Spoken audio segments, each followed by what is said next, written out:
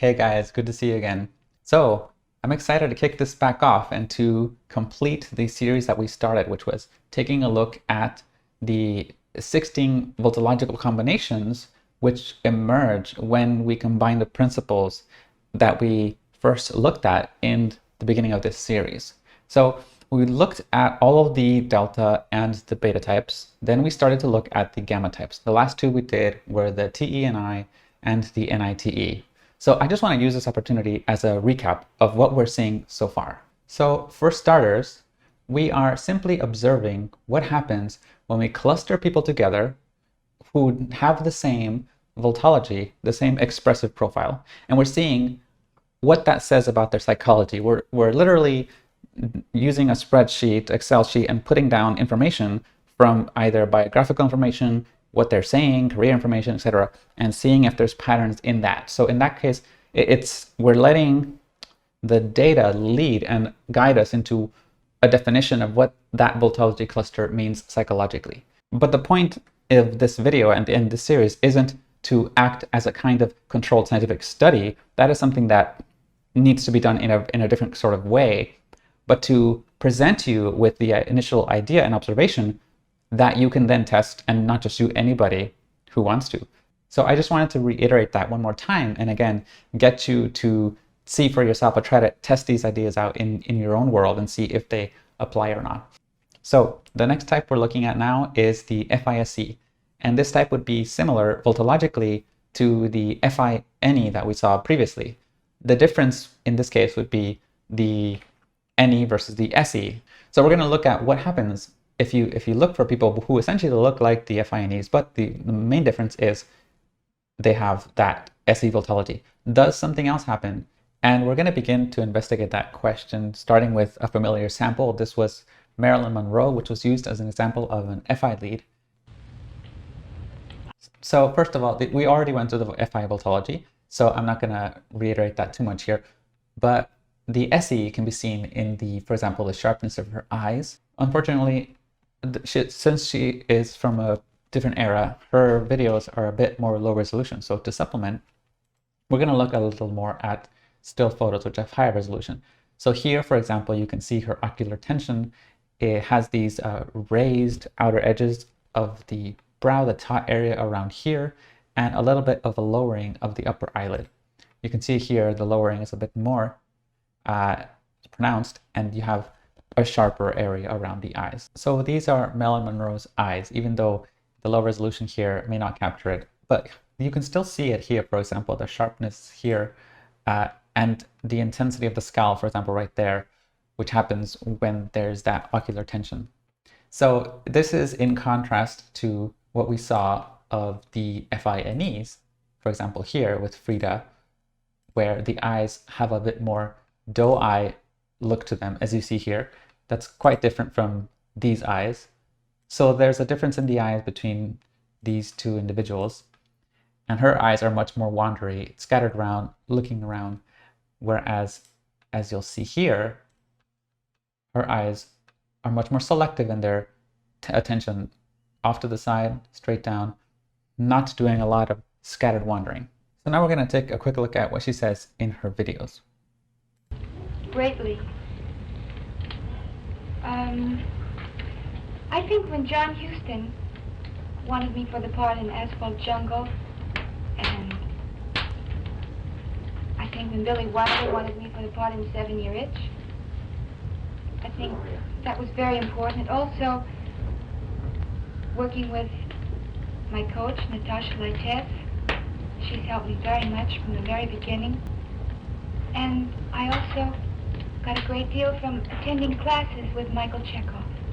I think the story is very important, but even personally, more important to me than the story is the director, because the director usually has a good story. A good director usually has a good story.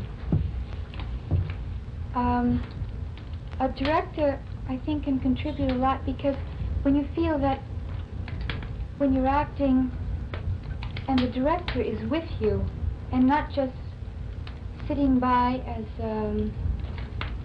just as the audience, yes, but he's really with you every moment, everything you do. I think it's very important. It has been to me. Having the director, she's an actress, so having the director with you there instead of standing more aloof as part of an audience member, that is very important to her. Everything she's saying so far is about personal relevance, intimate mattering, and she's talking about specifics. So what I would say is that she's highlighting things that matter personally to her, and she's also sharing names, details, and so forth. No, not really. I can put on an old polo coat and no makeup and get along pretty well. I liked it very much. Although I like most of Milton's pictures. No. I like it very much, again, expressing her own personal resonance. Not the Ladies' Home Journal. That you would like, would you? Yes. Why?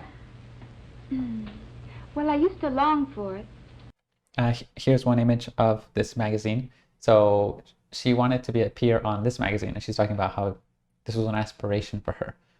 When I was modeling. But instead, when she was modeling, men's magazine covers, such as, I don't know, Squint, Peep, Take a Peep, all those things. And so instead she appeared in these men's magazine. For example, this famous magazine, this one, and this one. So these are the kind of things she's talking about. So let me put that down here. She's a model, an actress, and appeared on the cover of men's magazines. Pictures in a portfolio, and I said, yes, I'd like to. And I saw the most beautiful pictures I'd ever seen. And I said, I'd like for this photographer to photograph me. Okay, I think that's the main things we can get from this video here. But let's look a little bit more at her Wikipedia page. It says here that Marilyn Monroe was an American actress, singer, and model. So, singer. She was famous for playing comedic blonde bombshell characters, and she became one of the most popular sex symbols of the 1950s and early 1960s, and was emblematic of the era's sexual revolution. So, emblematic of the era's sexual revolution. There does seem to be, in Marilyn Monroe at least, some element of sensual energy, which we also saw in the SETIs, which we saw previously. But let's continue. The next one we have here is Jackie Kennedy. Well, I remember the first time I came here as a child feeling that. I was 11 years old and my mother brought me here on Easter vacation. Notice the voice is also very soft and breathy and fairy-like. And I felt very much what you But her rigid posture is contained. say. So Disengaging eyes downwards. So rigid, disengaging eyes. I do try to make it Voice. warmer now when I think of all the school children who come through here. I think they should. And her mouth has the taut H pattern tension that comes with FI. So as with Marilyn Monroe, we're going to need to look a little bit here at more high resolution images. So here you can see once again the sharpness around the eyes, the subtle lowering of the upper eyelid. And as far as the mouth, you can also see the tension going up and down slightly, creating this 4-point square. Here you can see it even more clearly, the taut square effect, and again the sharpness of the eyes. This is very much a gamma type's muscular tension, the way that it rests on the face from the mouth and the eyes. So coming back around to the video, we're going to listen a bit more to what she says. Well, I remember the first time I came here as a child feeling that. I was 11 years old. And Where she is I think the White House. So she's talking about the White House. my mother brought me here on Easter vacation, and I felt very much what you say. So I do try to make it warmer now when I think of all the school children who come through here. The school children who come on White House tours. I think there should be flowers when there can be, and fires going. So she wants to make it warmer. She wants to add flowers and fires going. And the pictures, and to make it look rather like a home and not so frightening. Right. So again, she wants to make the environment more personal, more warm and inviting in that human sense, similar to how Marilyn Monroe was talking about how she feels better when the director isn't just standing aloof in the audience, but is right there with her. No, we don't. No, the Smithsonian. We're so lucky in Washington to have all these wonderful museums who want to help. All you have to do is ask them. And You can really see the rigid, poised princess energy here. everyone who's lived in it is a part of it. So we just want to get the best things from all those times. What kind of a house is the White House? What period does it fall into? It's really an 18th century house. It was designed in 1792 by James Hoban, who was an Irishman, and he modeled it quite a lot on Leinster House in Dublin. So it is an 18th century house, but it has many things of later periods in it. Well, I hoped it was. You rather discouraged me, Mr. Van Oka, but I hope it is, and I'm going to try very hard to do that. Yes, once the lights went down, I enjoyed it enormously. But not before. It was rather exciting. That is a very bashful giddy giggle. And let me see that again. It was rather exciting. The breathiness. He sat down and laughed and talked with us and told us about his own children. Again, she's talking about specific people, describing specific events that happened to them. So wanting to make the White House feel more warm and inviting, she talked about altering the decor to suit that effect. The thing I care about most is to make it more of a museum with more pieces of beautiful furniture that belong to old presidents. There's very little antique furniture here now, and most of what is dates from 1902. Again, there is some specifics, specific facts and names. So for Jackie Kennedy, I'm just going to add here names and dates also, because she seems to be very well versed. And also, once again, she says, the thing I care about most. Once again, there's this insertion of the self similar to Marilyn Monroe in what she says, which was also what we saw of the FINEs. And here we have the FINEs from previously, and here you can see, for example, there is a focus on that self-experience, finding and living for your own purpose.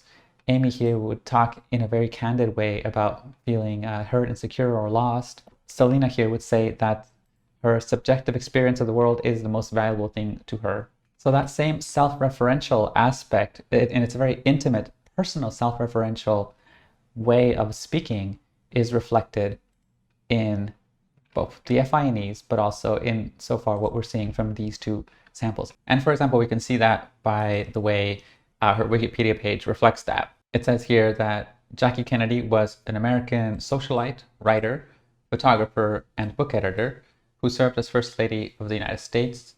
She was a popular First Lady, and she endeared the American public with her fashion sense, devotion to her family, and dedication to her historical preservation of the White House. Socialite, writer, author, photographer, known for her fashion sense, known for her devotion to her family, and commitment towards historical preservation of the White House. Okay, so that's Jackie Kennedy. So now we're going to go on to the third sample. This is Princess Diana Francis. It's been a tremendous boost, and just a mass of smiling faces. It's wonderful. Quite emotional too. Oh, very, very is. Paintings, pictures, cards, anything like that, and things they've baked at home. It's wonderful. Baked? Oh, yes. Have you had cakes? Yes. It is. That smile, she has that giddy, bashful smile of FI, as well as this kind of disarming radiation. It was lovely. Disengaging eyes. Really nice. Collected it last Friday when I went to the end-of-term party, which I ended. Disengaging again. The mouth is a bit harder to see here, but it also has that tautness. That being bashed and bruised. Like, there's so many children. And the wobbling lips. Now we're going to pay a bit more attention on what she says. And just a mass of smiling faces. It's wonderful. Quite emotional too. Oh, very, very is. So she sees a mass of smiling faces. It's wonderful. Quite emotional. Oh, very. It was lovely. Really nice. Collected it last Friday when I went to the end-of-term party, which I ended up being bashed and bruised. Like, there's so many children crawling on top of me. But they presented me with that and a glass. Well, it's the firework display that's going to happen on Tuesday. The one I'm not going to. Why is that? Because I'm going to be tucked up in bed, I think, early night. Of the days there. It is. Because they were wonderful to me, the staff especially, putting up with the media for such a long time. Once again, we see this the language that is being used is very personal and intimate. So I'm going to put here, teaching children, speaking intimately about her personal affect. And I took over the mornings and did whole days. But I only worked 3 days a week at kindergarten, and the other 2 I looked after American baby boy. But I mean, there's so much coming in, it's very difficult to keep up with it all. So we're going to get just more of the same here, talking about kind of daily life situations, things that she does for people, right, in a very kind-hearted way. I think that's one of the features of Princess Diana, which she's very known for. So Diana was a member of the British royal family. Diana's activism and glamour made her an international icon and earned her enduring popularity. So we're going to read a bit more about this activism in a sec here, as well as the glamour. So she undertook the royal duties on behalf of the Queen. She was celebrated in the media for her unconventional approach to charity work. So her charity work was a big deal for her. She was a very altruistic person and self-described as a humanitarian. Charity work. They initially centered on children and the elderly, but she later became known for her involvement in 2 particular campaigns involving social attitudes towards the acceptance of AIDS patients and promoting the removal of landmines through the Red Cross. Charity work for children, AIDS patients, removal of landmines. She also raised awareness and advocated for ways to help people afflicted with cancer and mental illness. Diana was initially noted for her shyness. She speaks about this in several interviews. She was a very reclusive individual in a lot of ways. But her charisma and friendliness endeared her to the public. Considered photogenic, she was a leader of fashion in the 1980s and 1990s, known for her shyness, and she was also known for her fashions. Now we're going to look at the 4th sample. This is Liv Tyler. Doing these kinds of interviews, and Already you can see the bashful radiating energy. Let's see that one more time. Notice her snarling smile, the sharpness in her eyes, the SE sharpness, the snarling smile FI. and it's been a wonderful time, a very busy time, and Again, a wonderful time, a very busy time. The use of these interesting adjectives, wonderful, beautiful, touching, lovely, they're all saying things in a similar way. and I love to sing, and I'm learning to play the guitar, but I was The whispery voice, you can hear it, very FI, breathy. not trained to play any instruments as a child, unfortunately. And you can see there the wobbling lips. Let's go back here.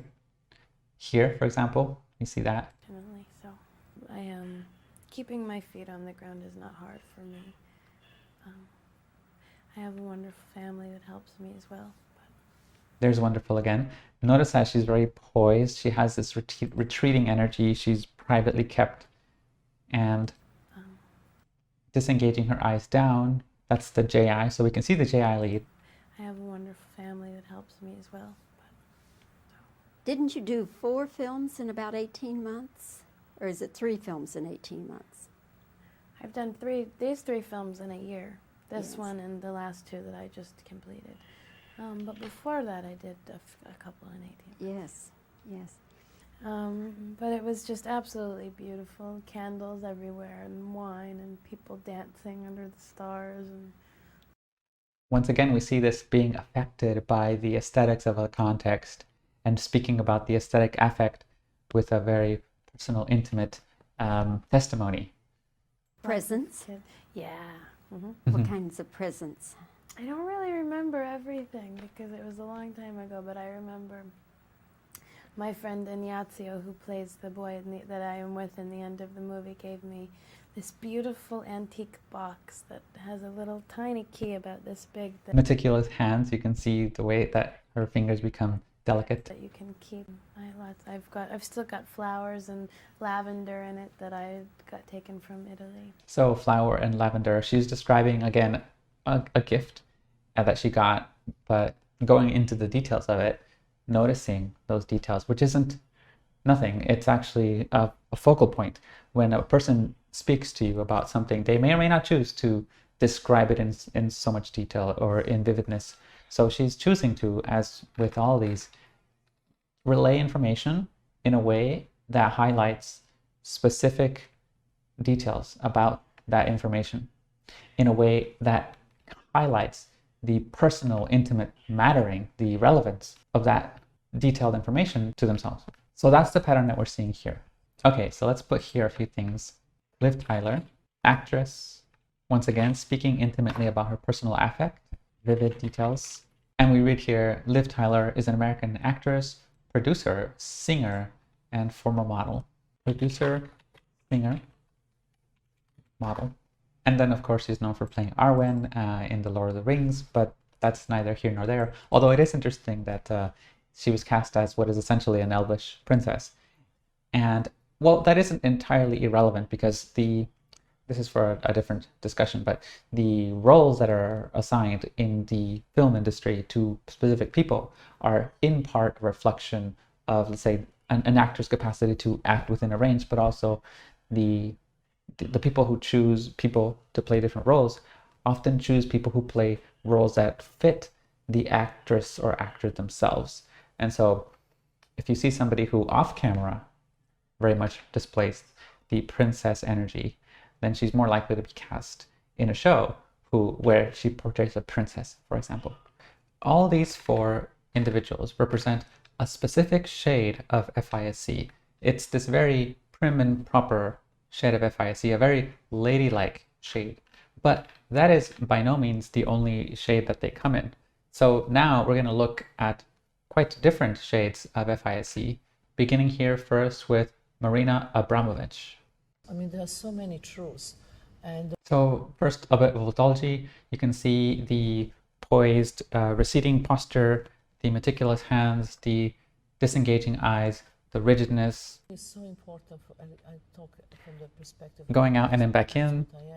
Is that to not to lie to yourself. So there's this kind of retreat from the environment, this rigidity with the retreat. Repeat yourself and to not overproduce and not yeah. have So that's the JI.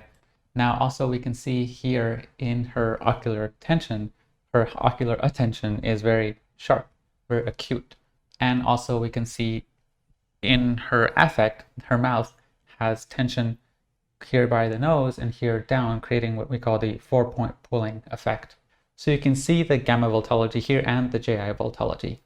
Now one thing you'll notice about Marina that's different from the set of FISEs above, which are more Seelie, is that she is Unseelie. So rather than having such a soft voice and radiant energy, she has a bit more of a sassy energy, as you'll see, for example, in her shoulder shrugs, these kind of dismissive shoulder shrugs. And in the voice, you'll notice it's a bit more pinched, it's a bit more harsh. And that also manifests in psychological differences, as we're about to see. So let's get into that. Let's go back to the beginning and analyze some of what she says. I mean, there are so many truths. And the one thing is so important, I talk from the perspective of an artist, that's what I am. So she's an artist? To not to lie to yourself, that's so important. To not lie to yourself, that's so important. And we do so, and to also to not to repeat yourself and to not overproduce and not to have compromise to the market. That's really important issue. Don't overproduce or compromise to the markets. Because then you lose respect and to yourself, and you lose respect to yourself. This is the main thing, you know, that kind of lying, really intimate lying, which people don't even notice. Yeah. There you can see again the snippy, sassy headshakes. Then you're really lost. I never really made much compromise, I have to say, because my price has never been prices of the market. Yeah, you can see the snarling smile here. So she's never really made much compromises. That is similar to what we saw in the TISC type, James Jean, where he said he does work he's interested in, not work that fulfills expectations, which is a kind of individualism.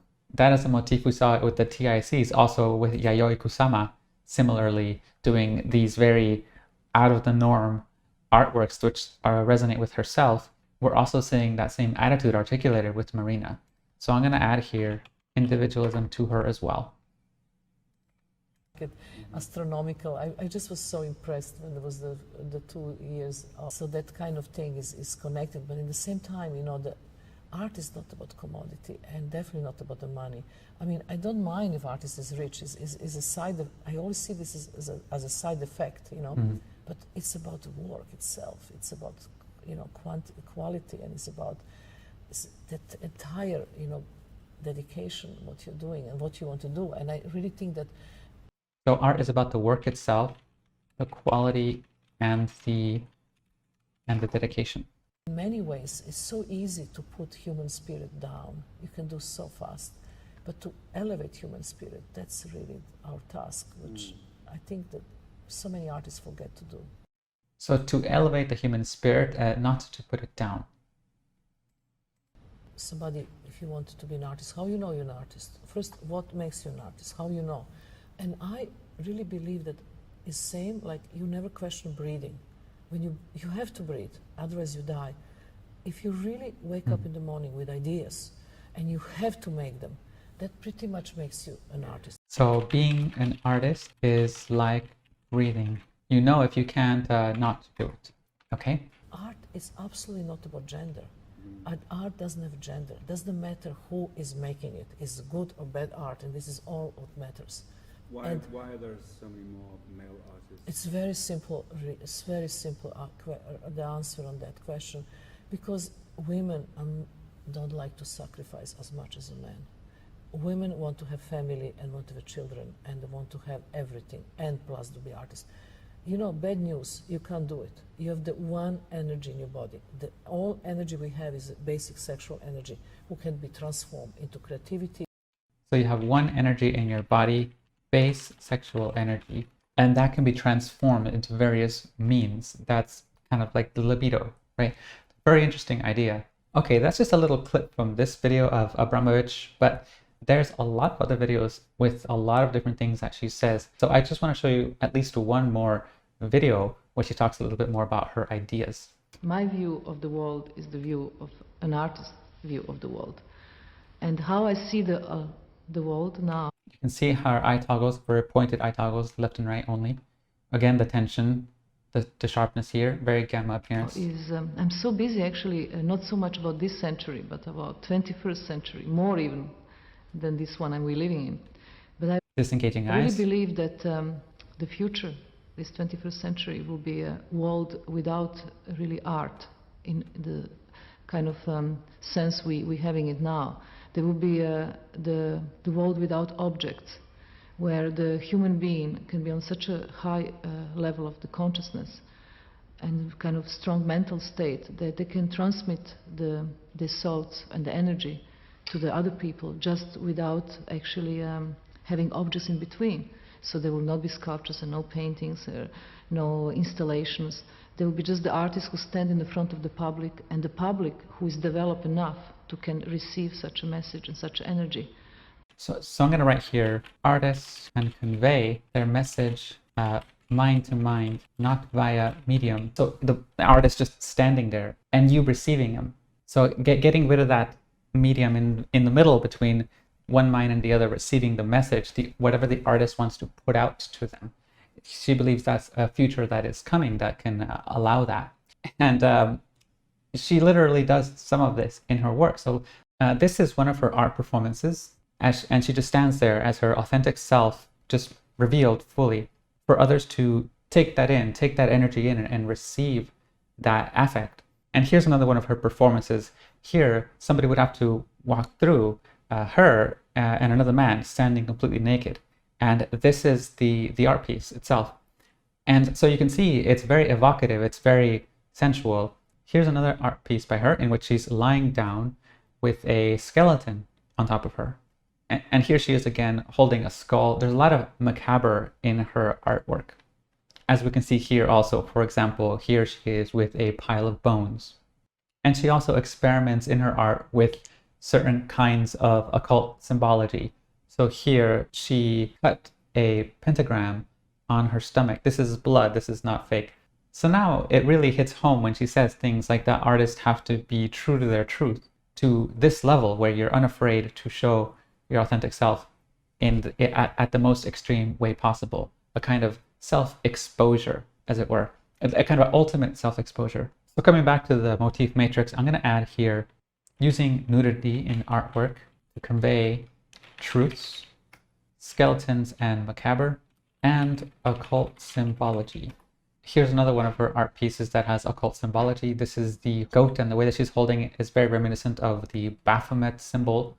And here we have snakes also. So these symbols of the pentagrams, the snakes, and Baphomet very much fit into the set of motifs that are occult symbology. Wiki tells us that Marina is a conceptual and performance artist. Her work explores body art, endurance art, feminist art, relationship between the performer and the audience. That's what we talked about before. And the limits of the body, pushing the body to the limits, and the possibilities of the mind. She pioneered a focus on confronting pain, blood, and physical limits of the body. Performance artist. And I'm going to add here, bringing in the participation of observers, as well as confronting pain, blood, and the physical limits of the body. Perfect. Okay, that's a lot of motifs. I think that's plenty. So now we're going to move on to the next sample. This is Sharon Ganon. The best way to uplift your own life is to do all you can to uplift the lives of others. So really quickly, we can already see here the ocular orbital area here with the subtle lowering of the upper eyelids. We can see the tension around the mouth. So here, the levator and depressor muscles taut, creating that 4-point pulling effect, but also we can see the wobbling of the lips. For example, here, as you can see there. So we see the gamma appearance right away here. Okay, here we have the disengaging eyes, the hand brought in, as delicate, meticulous fingers, animal rights momentum halting, these pauses in between sentences, activists, as vegan activists. Very clearly, we can see the JI lead Vultology. Now I'm going to focus a bit on what she says. And I'm going to play this video, but in the original format where it doesn't include her in every frame, but it gives us a better story of her psychology. The best way to uplift your own life is to do all you can to uplift the lives of others. Best way to uplift your life is to uplift the lives of others. As animal rights activists, as vegan activists, Animal rights activist and vegan. As spiritual activists. Spiritual activist. We must remain steady and solid in our convictions. Steady and solid in our convictions. As revolutionaries, revolutionists, we can learn from Mother Earth. Mother Earth. Mother Earth is a planet which is in orbit. And as she orbits, she revolves around the sun. And she doesn't veer from her course. That is the true meaning of a revolutionist.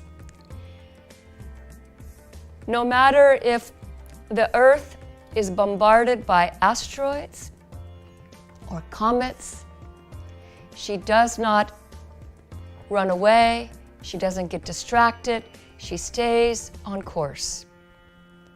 She's a revolutionary. Mother Earth is a revolutionary.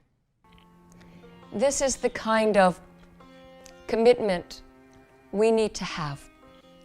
Patanjali in the Yoga Sutra says, Stira Sukham Asanam. Stira means steady, consistent, sticking to your course of action, no compromise. Sticking to your course of action, no compromise. We need to have that type of commitment if we want to change the world for the better. Change the world for the better. Okay, I just wanted to play a little bit of that clip to get an idea of what she thinks, what her thoughts are on things. She is a pro-Mother Earth, pro-nature. She is against the eating of meats, what she calls the enslavement of animals. Some other things about her is that she is a yoga teacher and a musician, yoga instructor, musician, and she's an author. She's an author of a cookbook, by the way, this one here, Simple Recipes for Joy. More than 200 delicious vegan recipes. Okay. She's also a dancer and a choreographer. and she is the co-founder of a specific kind of yoga. And here you can see her with her co-founder of this new yoga school of thought. So she's a spiritual person, which has a little bit of crossover with the esoteric shade that we saw with Marina earlier. All right, I think that's enough motifs for Sharon. Let's move on to the next FISE sample. The next one we have here on our list is Madonna. So here we go. I would say that tonight's award is pretty meaningful. First, we can see already here the taut outer edges, the sharp ocular focus of the SE. Intertwined with you see the lips are being an advocate, yep, so moving up and down from the so 4 it meant points a lot to me, 'cause it's down not here and up here. superficial Okay, here you can see more of the torso, and you can see here the tucked in body as well as the disengaging eyes and the rigidity. I had to try and stop crying a few times because I have a lot of memories that, you know, over the last, more disengaging eyes, more reserved, private rigidity. Let's just listen a little bit to what she says in this video. I kind of said it in the speech. It was not an easy journey, and when you look back and remember those things, and also remember the people that you love, that you lost, and, you know, wish they were there with you, that sort of thing. Yeah, of course, but I mean, I don't know how to not write a deeply personal speech. I don't know how not to write a deeply personal speech. Unfortunately, maybe. Well, again, I touched on this a lot in my speech because I was growing up as a youth in the Midwest and feeling like I didn't fit in. The first person who embraced me and gave me the courage to believe in myself and to be unafraid and to you know, follow my dreams was a gay man. So this individual, this gay man, helped her believe in herself and to be unafraid to follow her dreams. And then when I moved to New York, it was the gay community that embraced everything that I did and embraced the concept and idea of a strong, independent female, which I didn't really experience when I was growing up. So we kind of just forged a bond in a way. And I felt compelled to come to the rescue of the LGBTQ community. Supporter of LGBT community. Back in the very beginning, because they were always there for me. So I'd say I'm not afraid of it. I think it's my nature and in my DNA to fight for the underdog, to go against the norm, to defy convention. That's just, I don't know where that came from. It's in my blood. It's in my blood to go against the norm, to defy convention, which is very similar to this individualist idea that we see with the other FISEs above. So Madonna is, of course, an American singer, songwriter, dancer, and actress. She's often referred to as the Queen of Pop. She's pushed the boundaries of artistic expression in the mainstream. Her works, which incorporate social, political, sexual, and religious themes, have generated both controversy and critical acclaim. So incorporated social, political, sexual, and religious themes. Now, when it says religious themes, she has, for example, this affinity for the Kabbalah, and she has, for example, tattoos like this one of Kabbalic symbology, but she also has performances that involve, for example, here with the horns, an allusion again to this Baphomet symbol. So she involves some occult symbology in her art, very similar to Abramovic. And like Abramovic, she also has this habit of being sexually explicit. Obviously, I don't want to show graphic material in this video, but she has, for example, a lot of graphic sexual content that she's produced. And she went as far as to create a book titled Simply Sex. And basically, it's filled with graphic photography.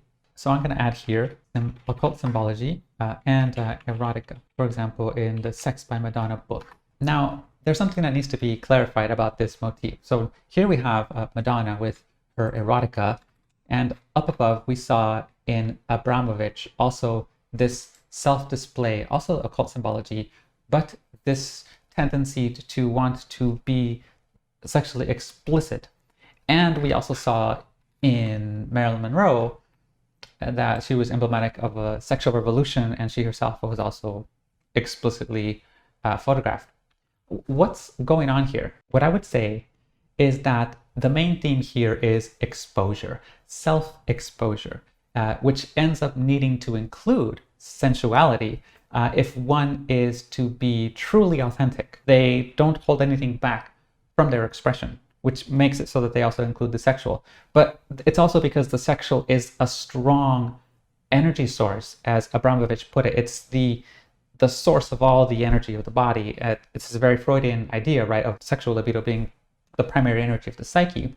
And so that's how I understand this type, and that's how I understand their relationship to the sexual, their relationship to the sensual. It seems to be coming from a place of honesty, of sincerity, and of connection and contact without a filter. That's the primary reason why they do this. It's not about lacking morality. All these women have tons of morality. It's not about being loose or anything like that. This is intentional, and it is part of artistic expression. And there's other FISEs that fit into this shade with Madonna, such as, for example, the famous Cher. So let's take a look here real quick. He said, all right, he said, you could come and live. Disengaging eyes down, you can already see the rigidity and the JI. In my house, I'm not really. You can also see here the eyes have the sharpness to them. And this is a bit more easy to see in photos, as well as the mouth tension. You can see here the taut square. There's a tautness pushing upwards and a tautness pushing downwards, creating a kind of square shape to the mouth. That's because the levator and depressor muscles are activated at the same time. You can also see it here. And so, some people might confuse this for an FE smile because it seems a bit zygomatic. But even though it's kind of wide, it's not going straight up in 2 points. It's actually having 4 points. There's a bottom and an up pull. So it's wide, but like a square. So this is actually a variant of the TE and FI smile pattern. And you can see here also more clearly when she was younger. This is called the FI snarling smile. Now, let's take a look at some of her psychology now. We know that Cher is an American singer, actress, and television personality. She's often described in the media as the goddess of pop. We have here Madonna, the queen of pop, and Cher, the goddess of pop. She's been described as embodying female autonomy in a male-dominated industry. Okay. Her performances are very similar to Madonna in the sense that they push boundaries, and they push boundaries for female autonomy, which includes, for example, outfits such as this one, and this one here as well. So there's this theme in her work of dressing up in a very idiosyncratic ways and pushing sexual boundaries. Here are a few other outfits by her, pushing sexual boundaries and extravagant costumes. She's going to be talking about her relationship to Sunny. So she's part of a duo called Sunny and Cher. Was it a long time? Well, until my mom found out that I was lying to her because I told her I was living with a stewardess, and then she found out I wasn't living with the stewardess. One time she came over unannounced and she found jockey shorts in the tea cupboard, and so she realized it wasn't a stewardess, and she made me come home. And that's when Sonny thought that he missed me, and then he Momentum halting. realized that he liked me. And but I think it seemed a good idea to them because I was really not enjoying myself. Now she's talking about the idea that so she divorced from Sunny. She wanted to work again with Sunny even though they were divorced, and the network decided to go along with her idea. And, but I think it seemed a good idea to them because I was really not enjoying myself, and so everybody knew it. Yeah. So they thought it's better to have them come back and be happy and see, not have her be such a, such a bitch. To go to this place it was really big in Hollywood. All the record people went there, and Mario and Tony owned this Meticulous hands. place. So I'm going to add here the duo Sunny and Cher, and she became disagreeable or bitchy after the divorce. Okay, I think that's enough for Cher. She's essentially part of the same shade as Madonna, who is also a singer and performer. And there are more FISE examples that I have that we can get into, but I think we've seen enough now to get a sense of what the type looks like in that form. Instead, now I want to focus on seeing what the FISE looks like in a male variation. Beginning here first with Michael Jackson. Because after working on it so long, it's so much work. After working on it so long, it's so much work. You can already feel in his voice, and he's known for this. He has this whispery, sprite-like voice, which is one of the signals of Seelie FI. So Michael Jackson is a Seelie male FISE, which is kind of a rare combination. And you can see here in the eyes, the sharp taut orbital area, or here as well, very clearly, and a little bit of lowering of the upper eyelid. So Michael Jackson is a singer-songwriter, also a performer. He's known as the King of Pop. So now we have the King of Pop, the Goddess of Pop, and the Queen of Pop. And I feel, you know, rejuvenated and happy. It's a jubilation, really, is what it is. It's like a celebration. It's like, we're done. I don't remember. I totally don't remember. I don't even count. He was asked how long it takes to make a song. The hours or anything. Every song is different. Sometimes it happens quickly, sometimes it happens slowly. No one can quite say what the creative process is. Nobody knows exactly what the creative process is. Because I have nothing to do with it almost, because it's created in space. It's God's work, not mine. The songs come from God, not him. Or, you know, and it doesn't work all the time. Because people start and they crowd around, and which is sweet. I mean, I shouldn't complain, but it was part of the work, I would say. So that he's talking about the difficulties with being famous and the privacy he would wish to have, which, by the way, he was a very private person. So this is one of the things about Michael Jackson, is relative to his fame, he was a very reclusive person. So a reclusive personality. Reading Wiki, we can see that he was, as we know, an American singer-songwriter and dancer. Dancer was very important. I would actually say choreographer as well, if I understand correctly. He also choreographed his dances. His contributions were to music, to dance, and to fashion. And he influenced artists across the whole music industry and popularized moves such as the moonwalk and so forth. Okay, so that's just a little bit about Michael Jackson. Like Madonna, there's a whole biography we can get into, and this could become very long very quickly. But since we're just giving, in this video, an introduction into the FISE type and what it looks like, we'll continue on to our final example, which is another FISE male, and that would be Prince. Here we go. Actually was influenced by the... So immediately you can see the delicate hands, the disengaging eyes. Musicians that are on it, the new project, probably the receding the last energy. band that I have ownership of the master, or else you're a slave. I really... Well, I'm more... That little head shake had a little bit of sassiness to it. So than control, I think I'm trying to let things... You can see the sharpness around his eyes. Recording to... Delicate, meticulous fingers. The smiles, it's kind of hard to see here, but I'll show you what his smiles look like. Here's one example of his smiles. And here, again, we can see the snarling effect. He has this kind of deeper voice, so rather than feeling very fairy-like and sprite-like, it has a different feeling to it. His voice is still affected, but broody. Let's listen in here. To put a cap on your work, and then me is to put a boundary on your gift that comes from God. Not so much because That was a very similar sentiment to what Michael Jackson says when he says that the songs come from God and not him. Oh, so let's put here, he is a singer, multi-instrumentalist, widely regarded as one of the greatest musicians of his generation, as known for his flamboyant androgynous persona. Okay, yes, that's true. Here, for example, you can see him in high heels, and here you can see him in this very flamboyant suit, and here you can see him being very revealing, and he experimented in various ways with his appearance, oftentimes blurring the boundary between being male or female. So he did a lot of this cross-dressing, and he had, again, this lack of filter. So we see a similarity to the other FISEs that we saw, just like Madonna and Cher. So let me put here cross-dressing and sexually expressive. I hope you can get a sense of the similarity between him and Michael Jackson. Both of them are in the same domain as musicians, and both of them are actually known for their flamboyant and androgynous appearances. As we can see, for example, in some of his displays here, very over the top and very much pushing the boundaries of male and female gender, for example, with the long hair, with the makeup on his face. So let me add that also to Michael Jackson. Flamboyant androgynous persona. Yep, perfect. So that's our last FISE example. So now it's time to kind of summarize what we saw.